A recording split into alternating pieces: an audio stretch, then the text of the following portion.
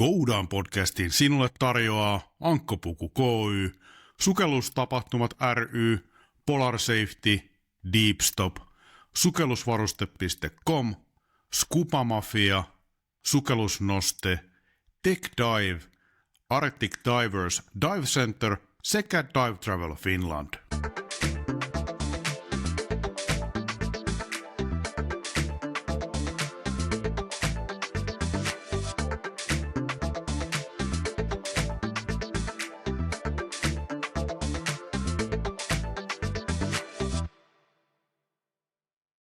And here we go again. This is Go Down Podcast. My name is Ville Karvanen and this show is dedicated to diving in all its forms. This time it's only in English. So sorry for our Finnish listeners who are expecting the Finnish language session, but this time we will uncover what fuels the passion of seasoned dive professionals and beginners alike in this lively, candid conversation with top PADI experts from Finland, Norway and UK or beyond. They reveal how diving transforms lives, the secret ingredients behind PADI's 60-year success story and why Finland's icy waters might be the next big thing for adventurous divers worldwide.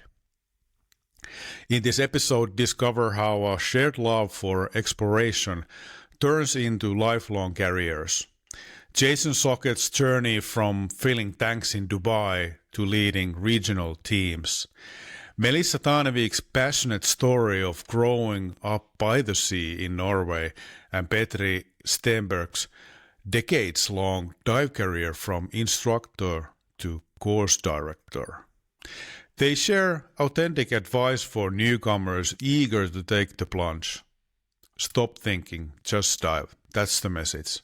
The adrenaline of your first breath underwater isn't just a metaphor. It's a life-changing moment. Whether it's wrecks, caves or ice diving, their stories highlight how divers truly see the world differently once they cracked open that regulator. We break down the latest in training trends, from the rapid rise of e-learning to Finland's hidden gems beneath the ice, frozen lakes, pristine wrecks and abundant marine life that rival tropical locations. You'll hear about Finland's unique underwater adventures, including rare opportunities for ice diving and exploring wrecks preserved for centuries by low salinity.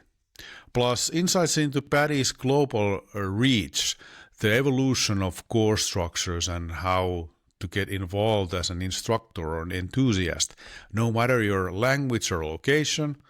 Why does the diving industry lean heavily on continuous skills advancement and cross-discipline experience? Because diversity in expertise makes you a better instructor, a more resilient diver, and opens doors globally.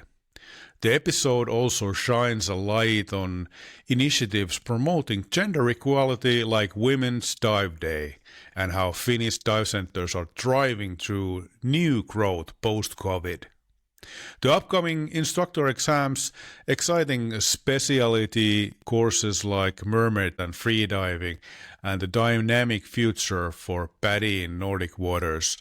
You get all these details. This episode is perfect for aspiring divers, seasoned professionals, and anyone dreaming of new adventures. Whether you're curious about icy waters, wreck exploration, or how to turn diving into a career, you'll leave inspired, informed, and eager to jump in. Join us for stories that celebrate exploration, passion, and the endless possibilities beneath the surface, and get ready to see underwater world like you never before. Let's go.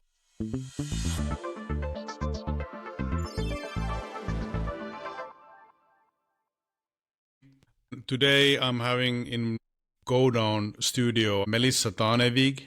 Am I pronouncing it correctly? That was actually very good. Okay. And we also have Jason Sockett. And my name's easier to say. Yeah, it is.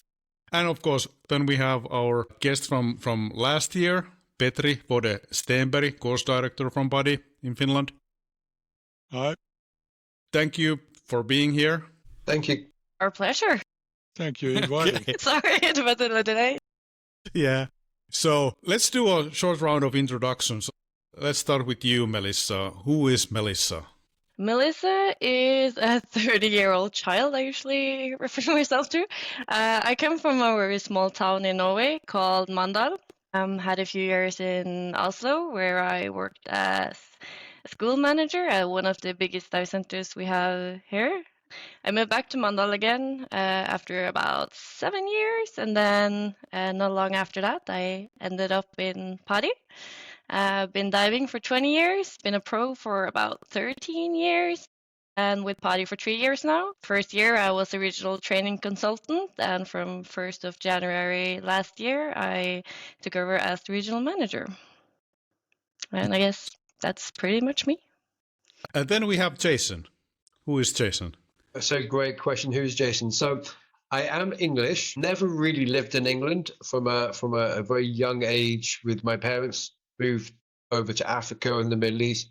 Pretty much grew up in the Middle East, and then in my adult life was working in Americas and then Oman and UAE predominantly. And then we moved to Europe about 10 years ago with my family.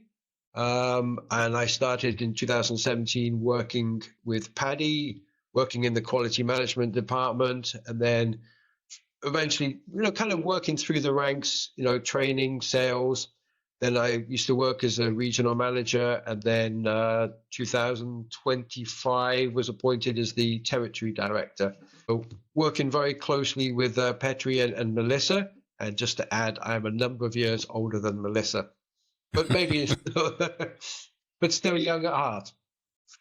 Yeah, sure. I mean, yeah, it's how did the saying goes, grow old but never grow up. That's my line. I'm a 53, but haven't grown up yet. Exactly, that's me too. Never gonna grow up. And then we have Petri. Let's do a small recap. Who is Petri Wode Stenberg? Okay, yeah, my name is Petri, and most of the diving people know me as Wode, at least in Finland. And I have been diving for ages. I started '89 as an open water diver, and then became an instructor in '91 and course director in '94. Been a while. I've been as a part-time instructor in Finland, but I also have done like almost 10 years in a full-time in the kind of 90s, working in the sea sport company that time. But that's me, and I love diving and I love teach diving, so that's why I'm still kind of around. And I think I'm the oldest guy in this podcast, but yeah. I just turned to like PADI 60 in January, so there is a couple of nice things of what has happened, like a 66. There was PADI, and I was born as well. Nice, congratulations. Thank you. Hey, let's go back to the time that you guys found out this great thing called scuba diving. How did you become a diver? Let's start with you, Jason. So I was in Oman. I just started working there in 1996, and I signed up for my open water course, my PADI open water course. I can honestly say confined water 1, so I've not been in the ocean, not been in the sea. I knew I was going to change my career. And literally 6 months later, maybe not even 6 months later, I was working in a dive center in Dubai, in the UAE, literally filling tanks, driving the boats. I was a rescue diver, just full of energy. And I just knew this was going to be my new life. That was my maths is not very good. I think, 28 years ago, I became a PADI professional. So I think I did my course 29 years ago, something like that. My maths is not that good. Yeah, still love it. Still love it. How about you, Melissa? Well, I grew up by the sea, and to me, that's where I always felt the most at home. And diving was brought into my life, I think, very early on because I had an uncle who dived, and one of his friends was an instructor. So when I was 8, 9 years old, they used to do courses at our summer house, and I would sit as far out on the dock as I could just to be able to look down on them, kind of just being in awe because I really wanted to go join them. And when I was 10, I did my first DSD in Egypt. And I think after that, I was just sold. So as the years went, I took more and more courses. I took my master's scuba diver, or I became a master's scuba diver when I was 16, 17. And the day I turned 18, I started my dive master course. So I'm not sure exactly where I decided to become a pro. It just, I don't know, it was like a natural path further for me, I think. Yeah. Nice, nice. And how about you, Petri? Well, I think I wanted to become a pro during the rescue diver course, or maybe on that time I kind of got interested at how nice it would be to reach a dive master level. And then there was kind of Imi Wallin, who was my instructor in dive master course, and I think that was the kind of key part becoming as an instructor as well after kind of year from becoming a dive master. Do you have any idols when you were heading to the direction that you really wanted to be a professional in the dive industry? I'm not sure. Well, obviously, in the first years, I had my uncle, and again, as I said, his friend, and I thought, being able to do like them would be super cool. And actually, a few years, or a couple of years after I did my Discover Scuba Diving experience, my sister actually started diving as well, and she very quickly became an instructor as well. And I guess I kind of followed her for a bit, and throughout the years as a professional, of course, there has been multiple, especially maybe younger females that I've come across that, it's always nice to look up to, more females in the industry, because for a long time, it's no secret that it's been pretty male dominated. How about you, Jason? Any idols when you were coming into the industry? There's the famous movie in the late 80s, The Big Blue. That movie itself was fantastic. And of course, where I grew up, being in Oman and those places there, of course, great opportunities. And I think when I got into the diving per se, I think the idols were literally the PADI instructors were teaching me, because they were just having fun. They looked so cool. One had a motorbike, one had a tattoo. They had this lifestyle. It's like, you look at the postcard of what people think we do. I mean, there's a lot of work that goes behind it, but I was looking at the postcard like, these guys are cool. And I'm like, yeah, I want to be part of that gang. So my instructors, they got me started. So I'm here now because of them. Thank you. How about you, Petri? Yeah, I actually mentioned it already, but I think the biggest impact to becoming as an instructor is like Imi Wallin to me on my diving career. And of course, I think that kind of when I started diving, then I also kind of kept going on the diving was, I think the biggest impact on there was like my friends who were actually active divers as well. And we had a nice kind of diving trips in kind of together, three of us, and that was kind of super fun, and wanted to have it more and more and more, and that's really important as well.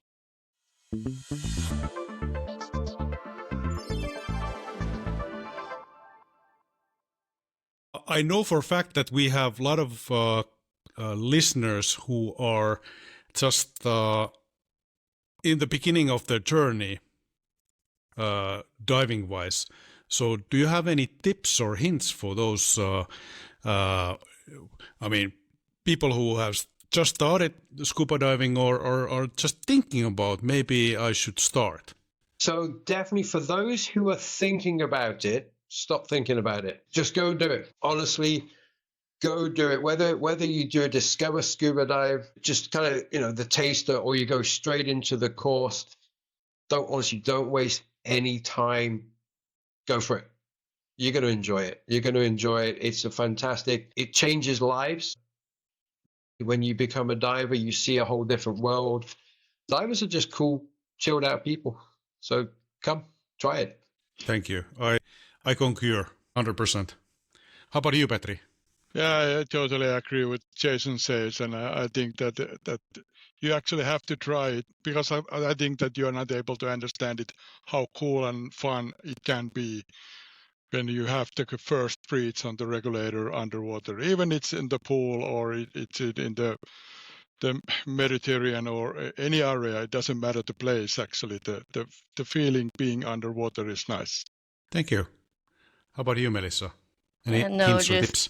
coping what the two guys here said. If you haven't tried it yet, just absolutely do it. It's a great adventure, and the people you're going to meet is like the friendliest people ever. Divers are awesome, so just do it.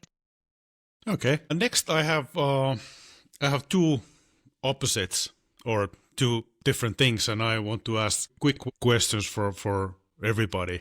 So let's start with Petri. Which one do you prefer, dry suit or wetsuit? Depending the place, but in Finland, dry suit. Melissa, Dry suit for sure. I don't like to get wet. Jason, Wetsuit, because it means the water's warmer. for me, I would say dry suit. It's dry suit or just shorties and rash guard. Those are the two options. Yeah, can I add board shorts and a rash guard, because then it's really warm water. So is that what you're going to use when we're going to Iceland? I'm just curious. We got Iceland next week. That's gonna be fun. We want some evidence then. For sure. Yeah. I will film that. Good. The next question, let's start with you, Melissa. Wreck dive or bio dive? Wreck dive or Bio dive. wreck? I love wrecks. I love the history of the wrecks. I think they're super just fascinating and interesting, and yeah, no, for sure. Jason?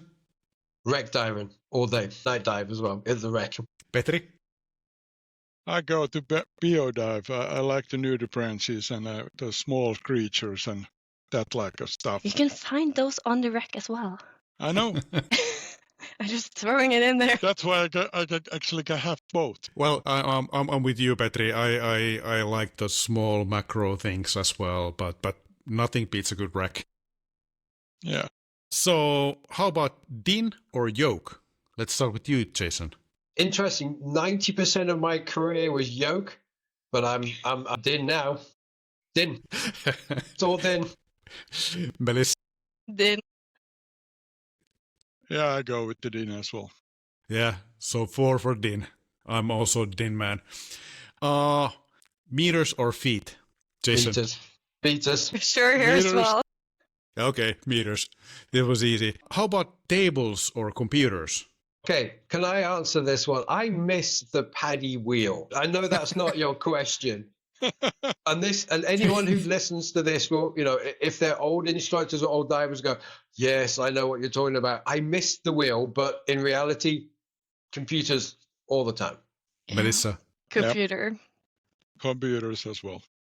Well, computers, but I still teach the open water courses with tables just to give the students some academic knowledge how the computer actually works. Yeah. But the wheel, I mean, is there any possibility to get the wheel to your hand somewhere?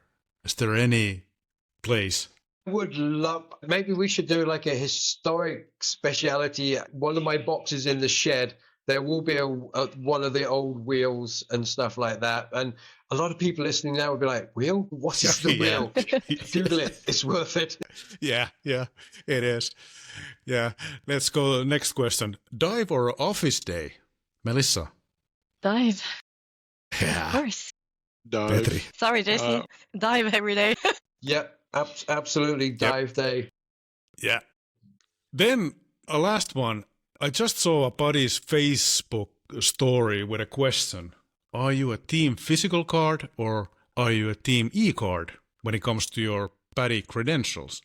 Okay, so this one is because I do love the new e-cards. I think it's super practical to have all of them in my app. But when I started, as everyone else, you gather this book of cards, and it just stopped after I came. I think it was to the Dive Master. So my stock of cards is not finished. You know what I mean? So I wish I could top it off, have the last ones, and it's quite a few. But apart from that, e-cards all the way. For being one of the older generations that got a lot of plastic cards, I'm an e-card guy, I have to admit. Yeah, I think it's really, as Melissa said, it's really practical to have it all in your app. You're not gonna lose them, but I still love the actual physical cards, and I have them in the binder, so there is quite a few as well. Yeah, I have to admit that same for me. I usually, when I go for a dive trip, I usually bring just a couple of cards, like Nitro card and my instructor card, and of course the insurance card. So those are the three that I don't. I mean, I have my phone, but and with e-cards, but those are the three cards that I usually, the physical cards that I bring with me.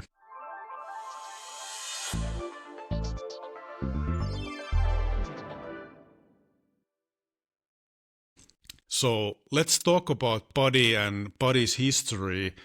And as Petri mentioned, that two things happened 1966. You were born, and also PADI was established. So let's have a small introduction about PADI. What is PADI? Well, the story of PADI began in a small Illinois apartment where our two founders, John Cronin and Ralph Erickson, together sparked a vision. And it said that with $30 and a glass of Johnny Walker Black Label Scotch in 60 a PADI, or the Professional Association of Diving Instructors, were established. And today the legacy continues under the leadership of Drew Richardson, who has been guiding the organization for over 40 years and ensuring that the spirit that started it all continues. Today, PADI is the #1 training organization and the most recognized name in scuba diving. With over 30 million certifications issued, there's over 128 PADI professionals out there and 6,600 dive centers spread over 184 countries and territories, I believe. So yeah, I think that's PADI. Yeah, that's in a nutshell.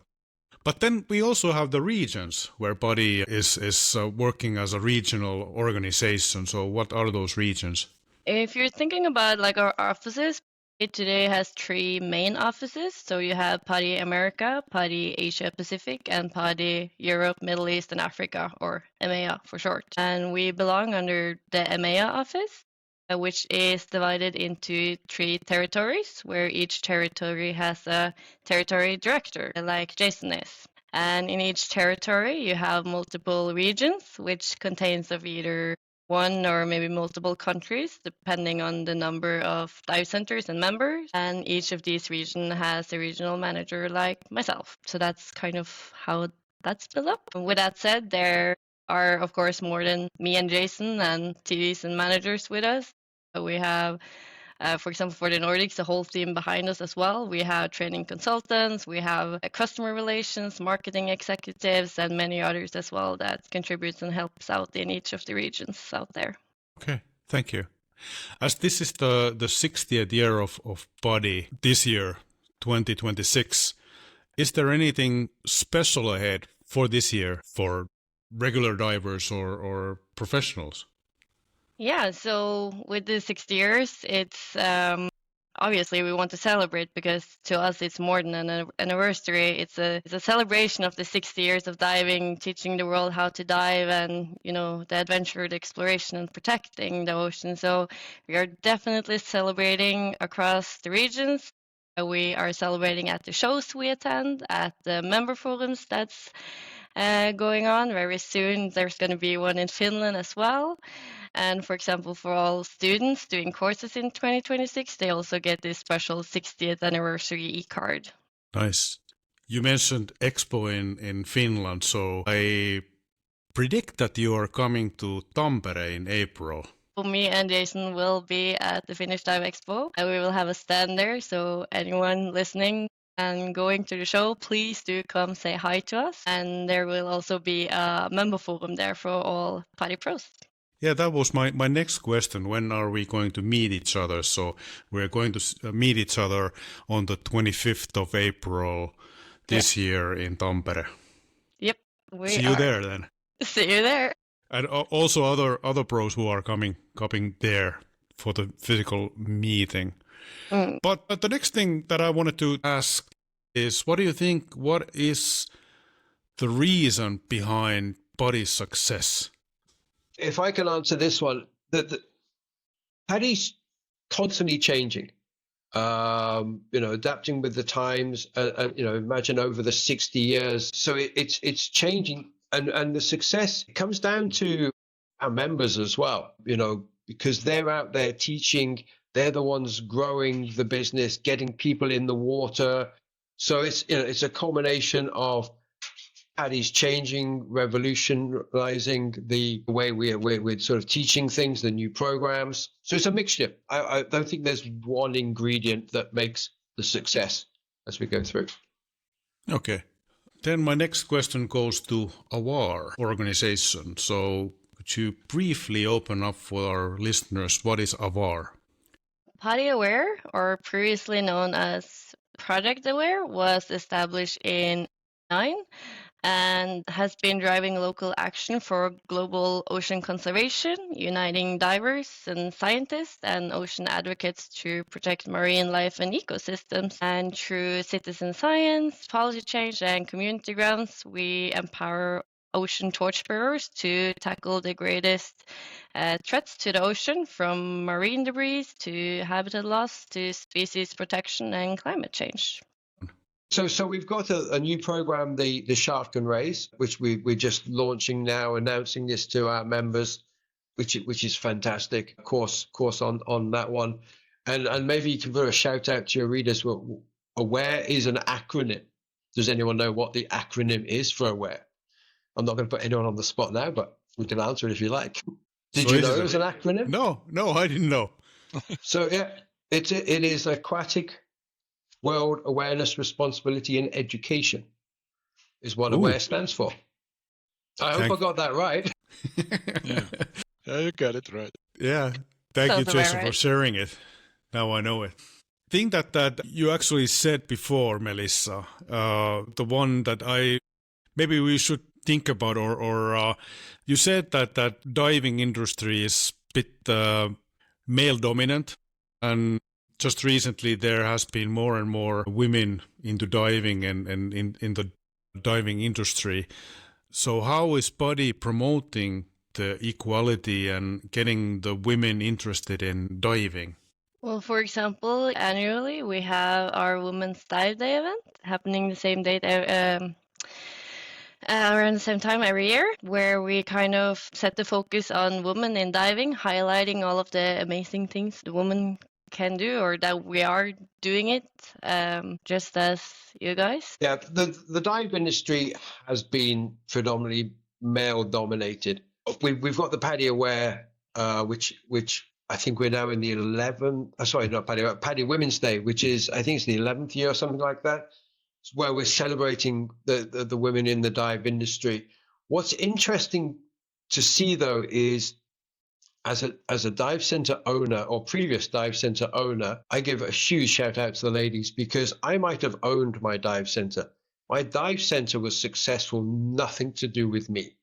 I had a great team. In fact, we had about 60% females working there. Incredible. And the success of my dive center was called the Dive Center. It comes down to their management, their planning. But also within PADI as well, in some very key roles are managed by the ladies in there. And I know in the Nordics, we recently had a new PADI course director who, Emma, am I correct? Emmy Allen. Emmy. Yep, she's been here. So if she's listening, big shout out, because she's the latest course director in the Nordics, literally last week. Congratulations again to Emmy. scratch. And we'll celebrate with her in April in Tampere.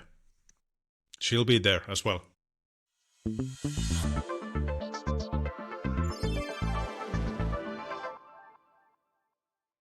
Then let's look and think about the PADI course structure a little bit.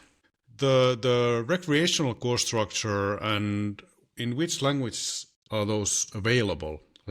If we go briefly. Okay. For the course structure, has built sort of this modular and progressive system. Taking, for example, the open water course as an example here, it starts with fundamental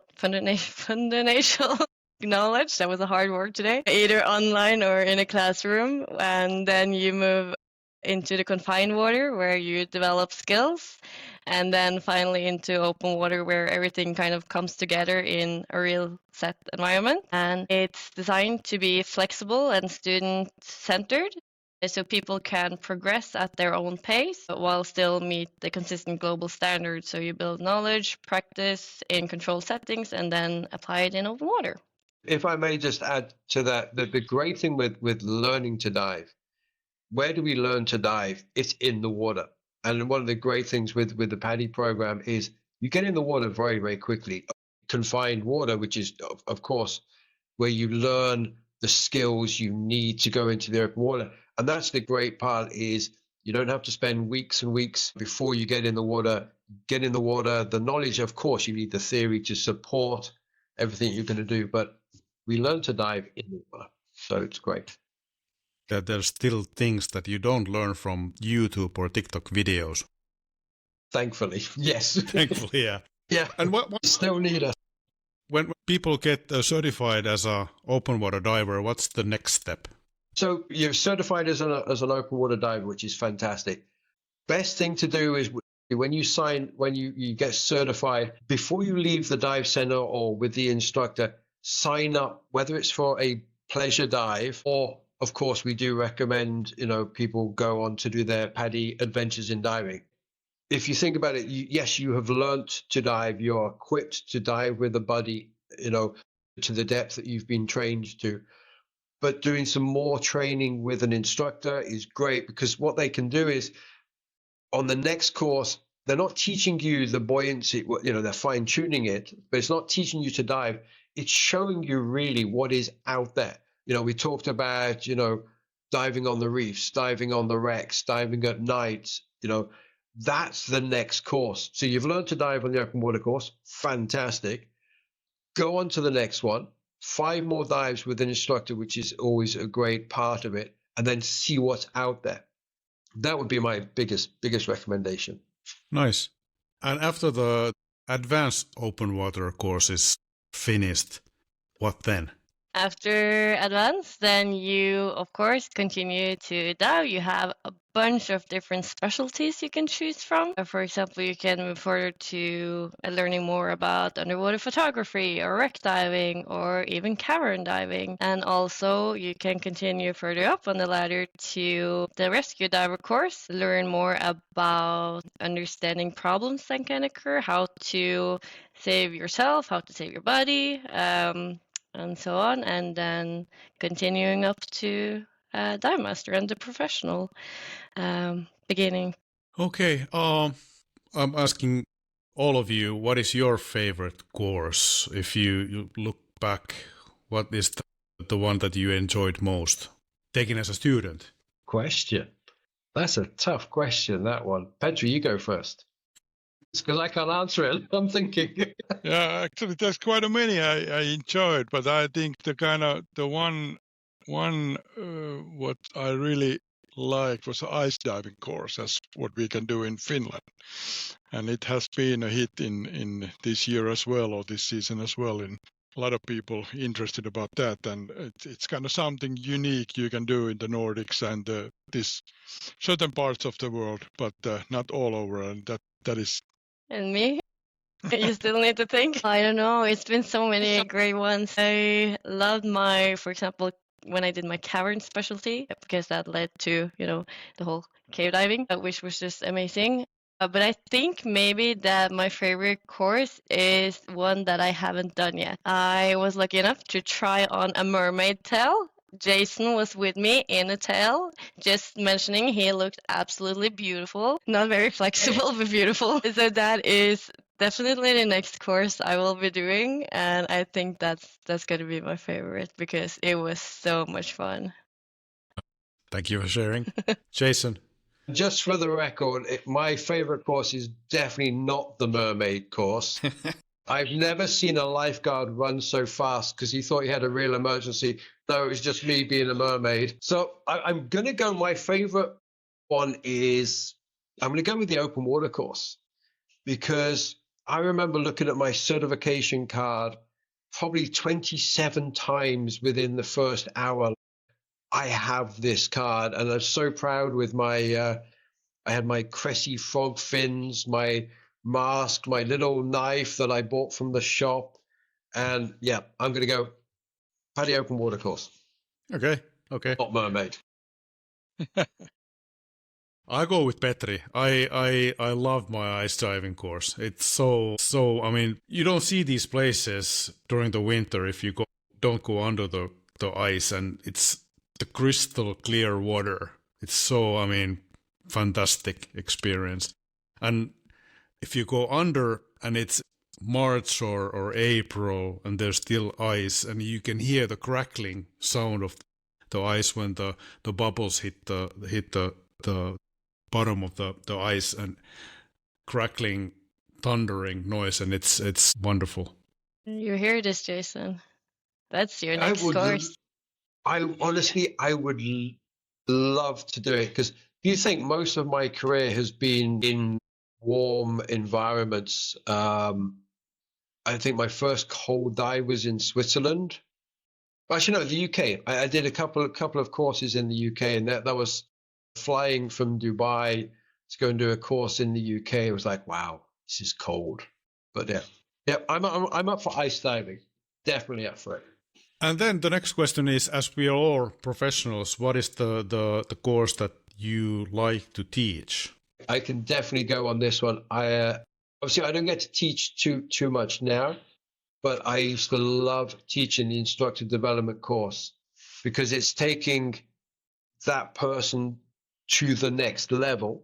You know, the questions, and they will ask you great questions that as a PADI course director, you've really got to think about, you know, the answer to it.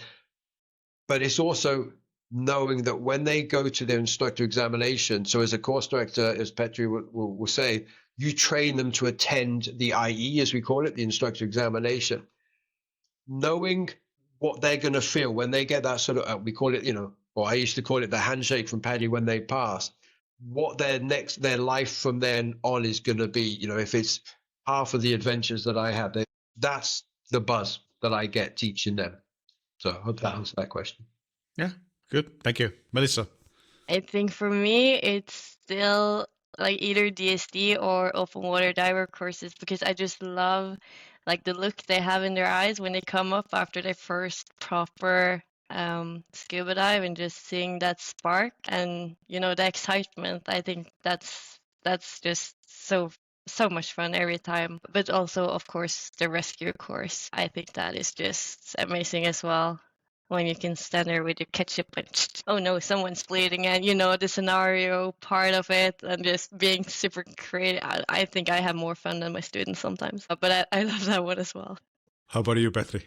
Yeah, I have to go with the Melissa. I still actually running the open water courses, and I really like the kind of when you can see how they kind of overcome with their excitement and maybe the bit scary of the first going underwater, and then how quickly they actually can see and are able to do the buoyancy and that stuff, and kind of manage all those skills what includes the course. But also I have to say that what Jason said, that it's really privileged to teach people to become an instructor as a course director, and that's I really put a lot of effort for doing that we are able to have more and more active instructors in the business. Nice, thank you. I would say that advanced open water for me is the course that I like to teach, because the new divers, they have a lot of questions after open water diver course, and how this is done and why this is done so and so. And when we get to the advanced open water, I get to answer all these questions that they have in their mind and be thinking after the first course. So that's my choice.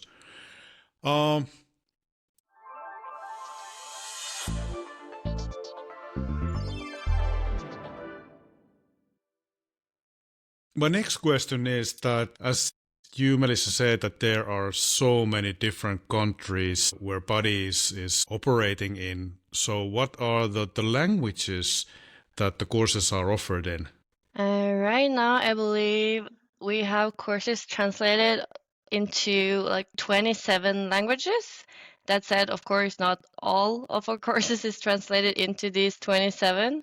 But we have translators all over the world, pretty much translating. So in the future, more and more the courses will be translated into different languages as well. How about Finnish language, as we are the Finnish podcast? I assumed that was the next question. Yeah. I just wasn't sure if I should jump to it or if I should let you lead me down the hole. Go ahead. Thank you. So today, 7 of our courses is translated into Finnish, including like EFR, primary and secondary care, care for children, and also light versions of Discover Scuba Diving, Open Water Diver, Advanced, Rescue, and Enriched Air. So it's nice to have finally the rescue diver also in Finnish, because that was a hard one with all the medical terms. Yes, for sure.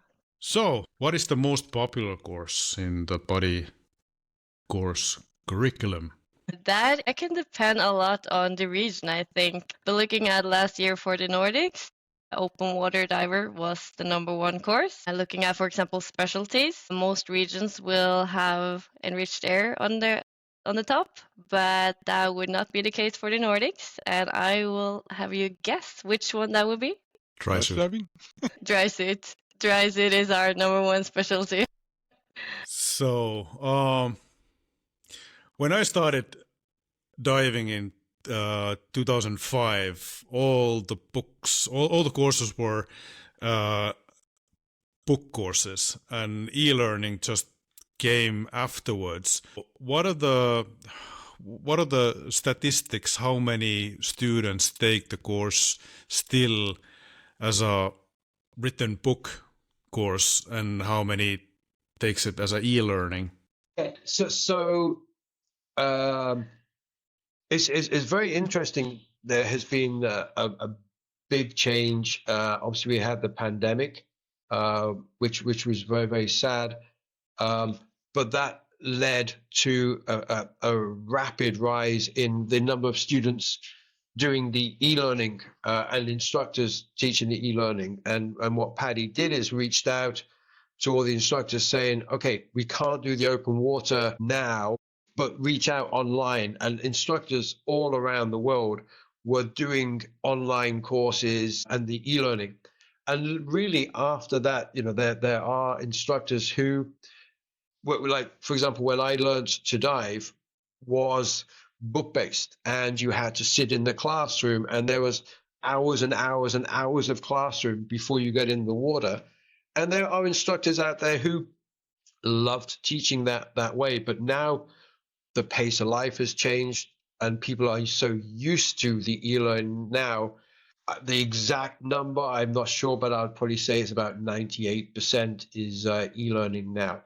Wow, that's a lot. It's way up there. It's because the great thing is, if you think about, I'm going to go do my open water course, and you go to a classroom and you sit down in a classroom, are you necessarily ready to learn on that day? You might have had, I don't know, an argument with the wife, with the husband or whatever, and your mind's not there. Great thing with e-learning is you choose when you want to do it and for how long.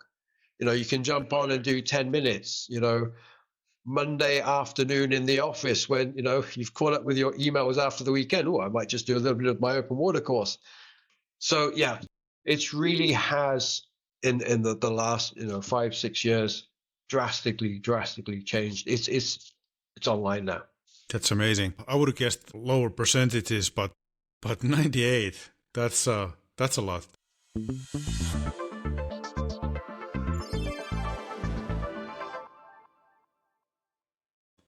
Then I think that the next question to cover is the professional levels for PADI. First you become a dive master, and then what's the next step in the evolution? Yeah, the PADI member levels, the kind of professional levels, as you said, the dive master is the first, and that you become a kind of PADI member, a professional member, and then there's the instructor course, or actually there is an assistant instructor course, and then there is an open water scuba instructor part of it, which can be like a crossover course as well. There is another organization instructor who wants to become a PADI instructor. They can kind of participate the open water scuba instructor program, and that leads them to the IE, which is the instructor examination. Which I would say it's a part of the process in a way. And then when you can become as an instructor, then there is a lot of kind of specialties for the instructors as well. So if you want to become like a ice diver instructor or freak diver instructor or kind of any of those, there is a lot of choices. You are able to teach specialty courses, and depending obviously the area, there's not all are possible in all the areas because of the weather conditions and that. And then after becoming a specialty instructor, there is like a step if you want to step on like becoming an IDC staff instructor, and that's kind of, I would say, like a nice goal for everyone to reach. And then if you want to continue, obviously there is like a certain levels as well. Then the master instructor is not a course, but it is like the showing you have a lot of experience from different type of diving and teaching different type of diving, and then there is a course director training program. I think it's run yearly in 2 parts. Jason, you can correct me, but it's like in Asia area. I think Kota Kinabalu might be the place in America or the Caribbean. Yeah, for the course directors. Yeah, so generally PADI runs those twice a year. They will change it from Dominican Republic is kind of once a year, and then 1 year it will be in the EMEA. Next year will be in Asia Pacific, and we rotate it around on that side. The next one is in Tenerife in September.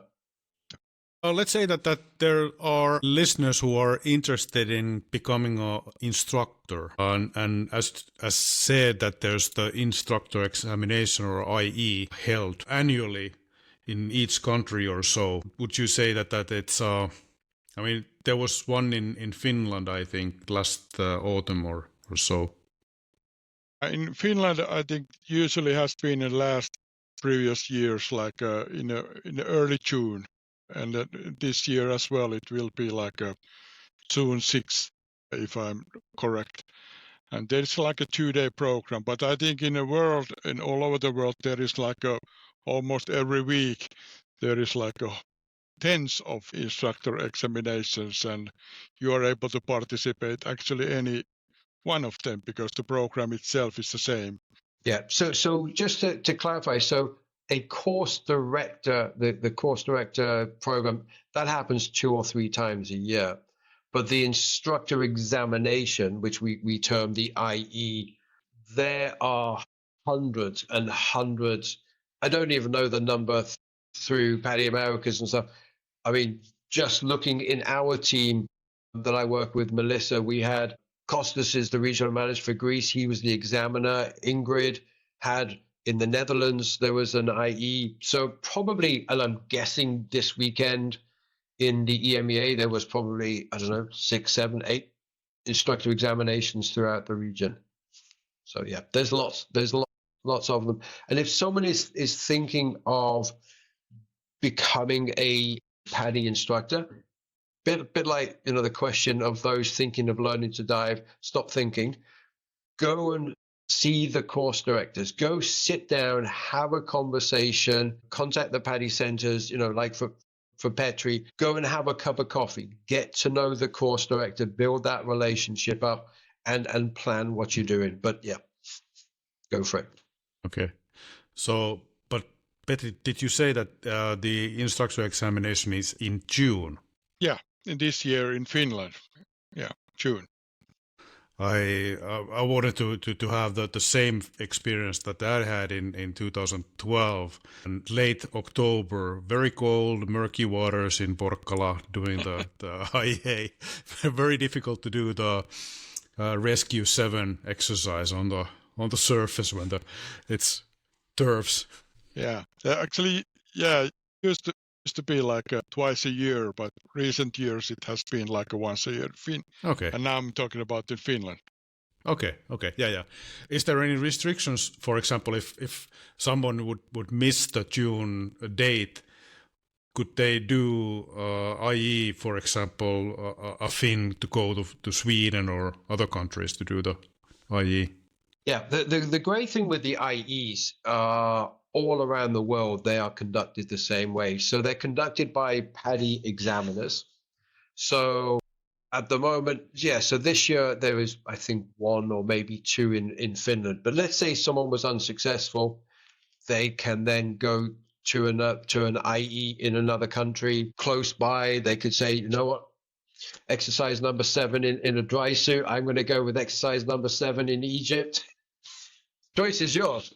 So yeah, but they can. The instructor examinations is the same format, and they're all received with a big smile and a welcome.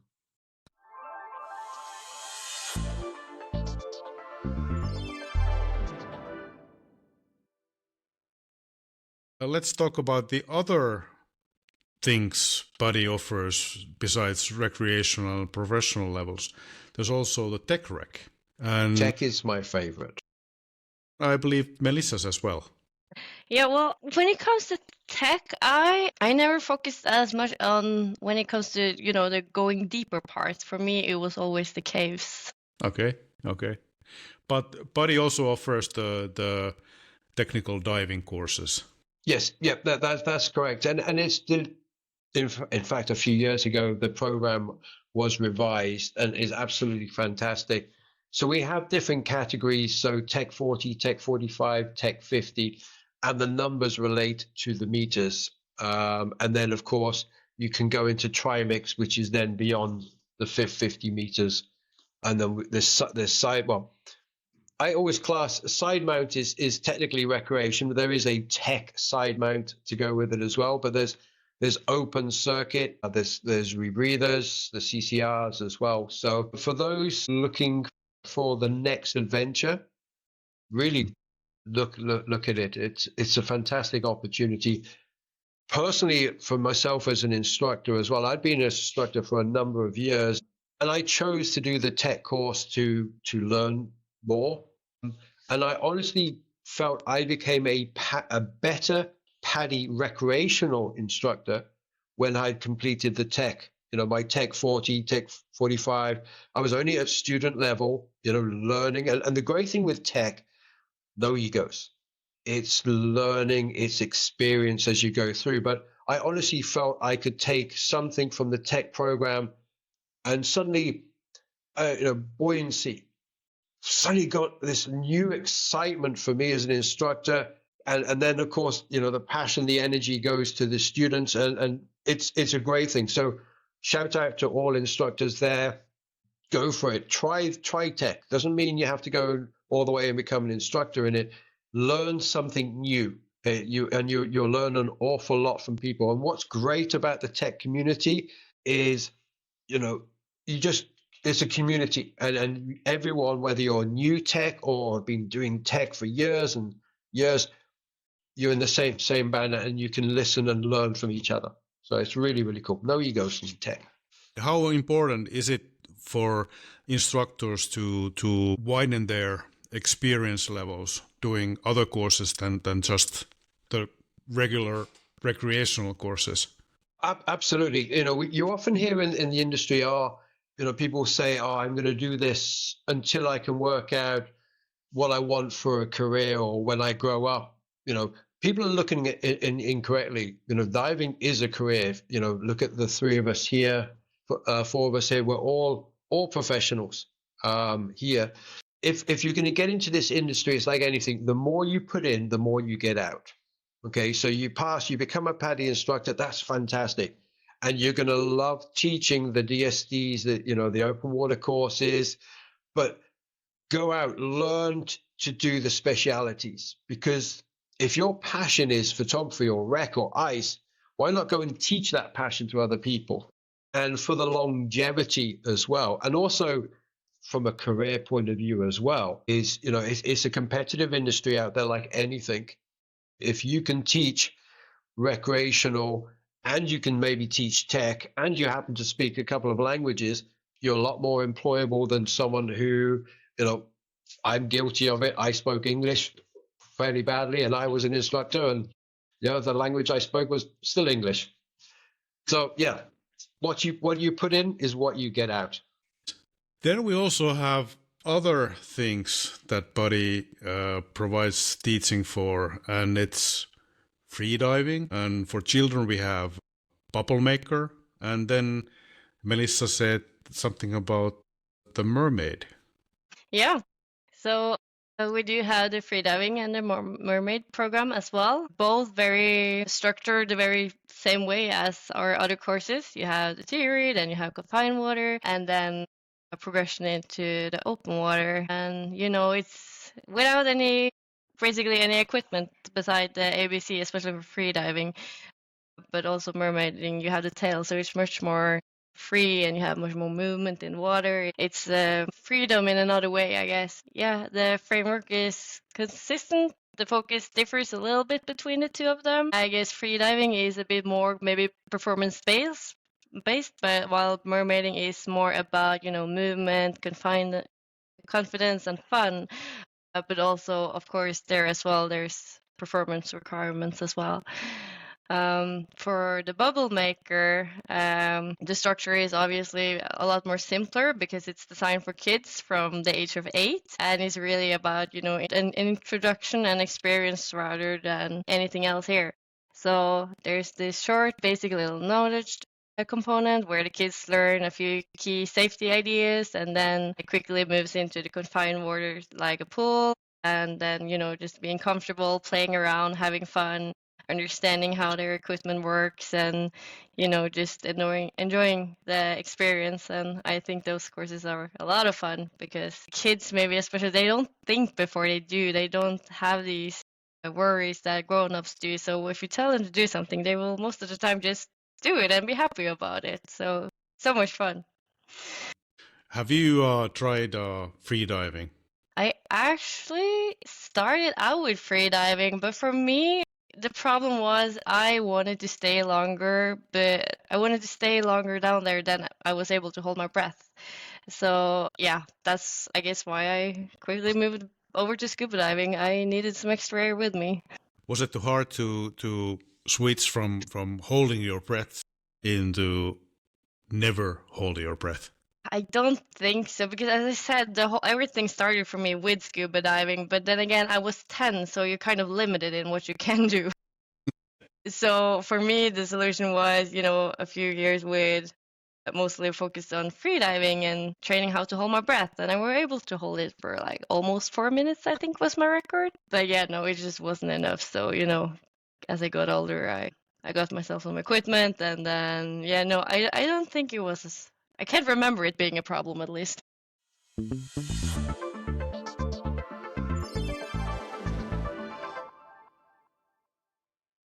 Let's go to the last section of the episode. This is Finnish, a podcast for scuba diving. Let's talk about PADI in Finland. Do you, Petri, know when PADI landed in Finland? What was the milestone or mark when PADI came to Finland?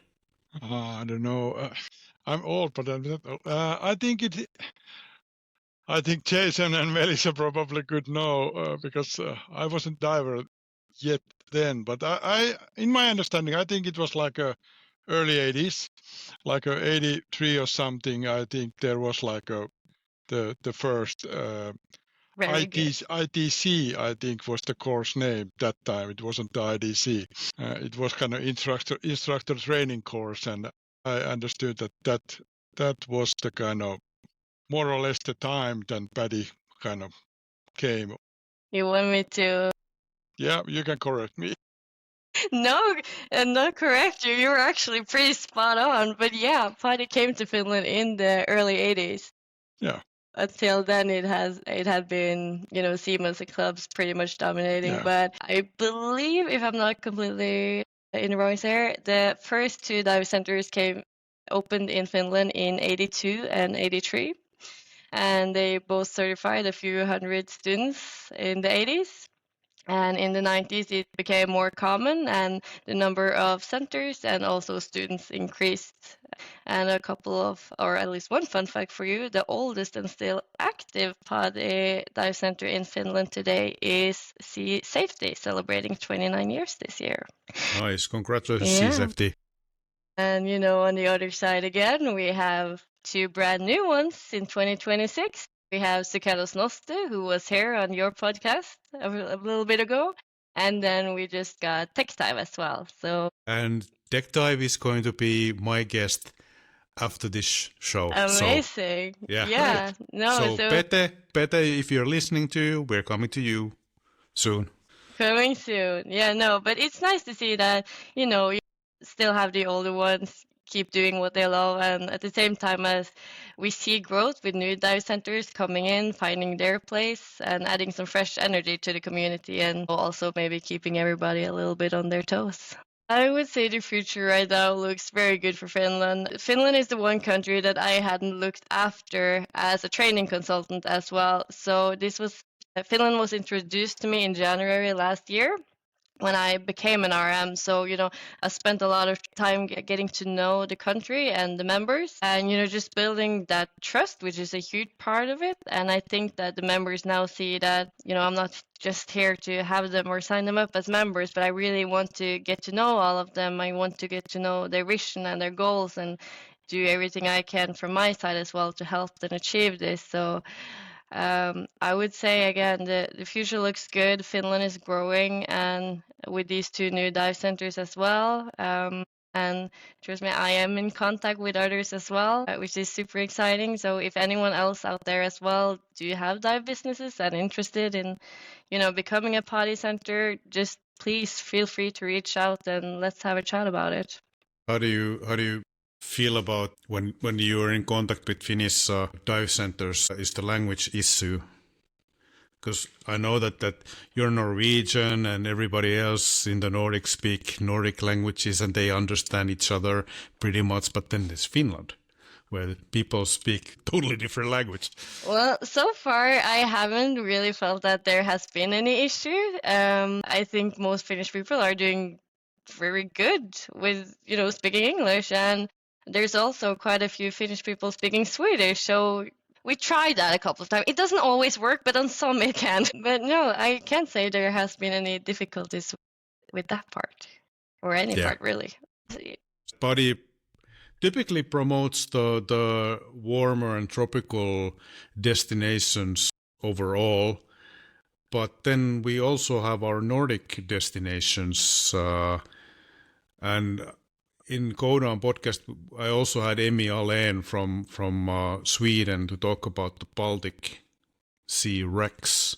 So how do you see the opportunities and possibilities that we have in the Nordics to promote this globally to other divers? Okay, because PADI have highlighted the Nordics and Nordic diving in several places previously, most often via blog posts. For example, they specifically has mentioned the Baltic Sea previously for the fantastic wreck diving destination because of the low salinity, preserve ships incredibly well. Norway has also been posted about previously because of their offerings. They offer some of the best cold water diving in the world as well, with the fjords and the currents and all of the wrecks here as well. Iceland have been mentioned a few times, and hopefully in the future, of course, we want to post more about the Nordics. And Petri, how about Finland and Finnish coasts and Finnish diving? What do we have? Yeah. Besides ice diving. Yeah, I was about to say about the ice diving. You were kind of mentioning that how we can promote Nordics. I think one way is actually the ice diving. Wrecks obviously are the thing, as we all know. In the Baltic, there is a kind of hundreds of wrecks, and people want to see them and come to see them actually as well. And actually, that ice diving is actually one funny thing for this kind of winter. There has been people on our courses like from UK last week and from Scotland, and the person also brought to tea and cookies for us as well, which was nice. But there was actually a lady from the Portugal as well in a couple of weeks ago in the ice diving course in Finland, and actually signing up from Australia for the next winter, and which was actually, I don't know why, but yeah, he wants to come here. But I think that is something. But I really would like to say to everyone that because I think it's a common misunderstood that you are not able to see anything in Finland in diving, and I think that is totally wrong. Of course, there is places that don't go dive there, but then there is hundreds of places that you are actually able to see nice things, and it's not only the wrecks. There is like those nudibranchs thing or the small creatures as well. So I think that is something that you actually should at least try to see in Finland as well, and that's kind of start diving but continue diving in Finland. Of course, I know, and we all know that it's fun to go Red Sea and other parts in the world as well, but Finland is nice, or the Nordics as well. As we know, the west coast of Sweden, Norway, I think many people in Finland actually have been kind of visiting those who kind of continue diving in Norway, and we all know that it's a great place. It's not that far, actually. Yeah. It's really not. No, it's not. I would say that we would be millionaires every time someone says there's nothing to see in the Baltic Sea in Finland. Literally millionaires. The next question is, I would like to know the impressions of the people who came from UK or abroad and did the ice diving course with you. What were their first impressions? They really, I have to say, I think all of them seems to love it, and it was something as we kind of spoke previously that it's something new to kind of and have the new adventure and experience, and it's I don't know, it's hard to imagine, but they were smiling, and that tells a lot. Then they probably like it, and it was, of course, the weather was in a couple of weekends it wasn't that great, but now last weekend was super nice weather, as you said, in the ice, kind of under the ice you can see with a lot of sunlight and so on. So I recommend that a lot to every diver in Finland as well, out in the Nordics. So could there be a challenge for Jason to try this next winter? Yeah, Jason, I think you promised last time that you will come. I really tried to get him to do it this year, but yeah, I failed. This is being recorded. This is live recorded. It's official. I am up for ice diving. We've got you tell me when. Yeah, I'm up for it. Let's have the next pro gathering in Finland during the winter, when we have the gathering, and after or before we go ice diving. How does that sound? Yeah. And we have it recorded now next year, January, February 2027. Yeah. That's great. That's the time where Jason get his ice diver specialty done. I would love it, and definitely with yourself, we do the next podcast. I don't know if we can do it live before we go in the water. We can do it live. Yeah, definitely. It's official. I'm doing it. Good. Help me keep him, to his word here now. Yeah. I want to thank you, all of you guys, participating Go Down podcast. Do you have any greetings or things that you want to say to our listeners?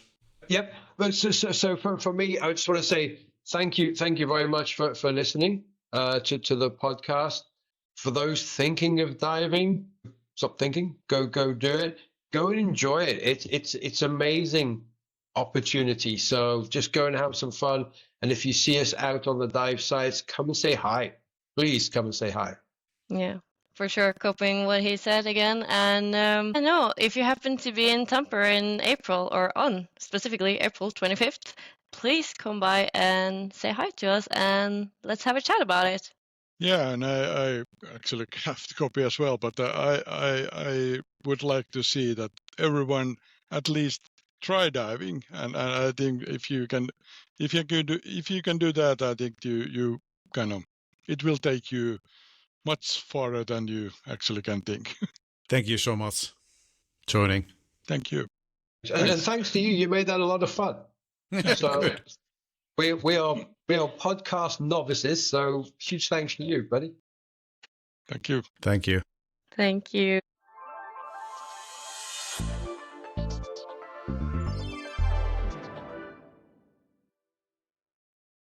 Thank you so much, Jason Sockett, Melissa Taanevig, and Petri Wode Stenberg, joining me in this episode about PADI's 60-year long journey.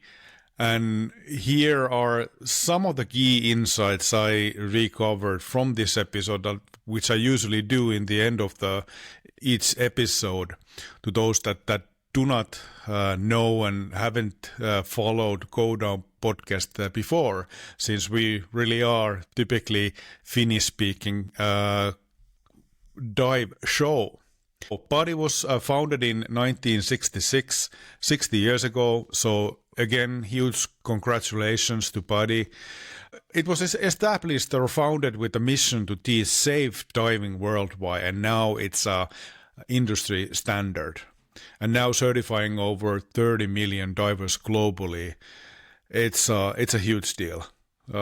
Industry veterans, like in this episode, they emphasized the importance of continuous learning, especially in tech specialties and instructor levels. Divers are encouraged to try various environments, including wrecks, caves, ice and deep tech courses for richer experience. And this goes for without saying that this especially goes for all the instructors out there. Finnish diving offers unique opportunities such as wreck exploration and ice diving with growing international interest. So if you're out there listening outside of Finland and wondering what kind of dives there are in Finland, I would say, like Jason said it about diving in general, stop thinking, just dive, or come to Finland to dive.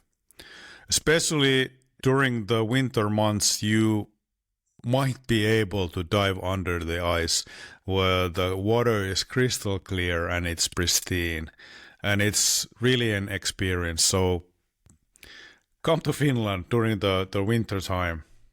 Hey, then, the industry is shifting heavily towards the digital, with 98% of courses now completed via e-learning platforms. And this goes for without saying that all organizations out there are doing this, more or less. And this is the way that the industry is reforming itself. Female participation in diving has increased with initiatives like Women's Dive Day, showcasing gender equality progress. And this is something that we need to nurture even more, to have the equality and get everybody diving. Because underwater, we are all divers. We are not women, we are not men, we are not any race, any religion, any political views. We are stripped down of all these identities and we are just divers out there. That's my opinion. And one last thing, ongoing training courses are held globally with frequent instructor exams and advanced specialty programs. So if you are thinking about becoming an instructor in scuba diving, like Jason said it, stop thinking, just go for it. That's might be the theme, or the, like we say it in Finland, the red string behind everything. So stop thinking, just do it. With these insights, I will end this show with popular scenes that I usually use. Let's go dive before the next show comes out, and let's go down.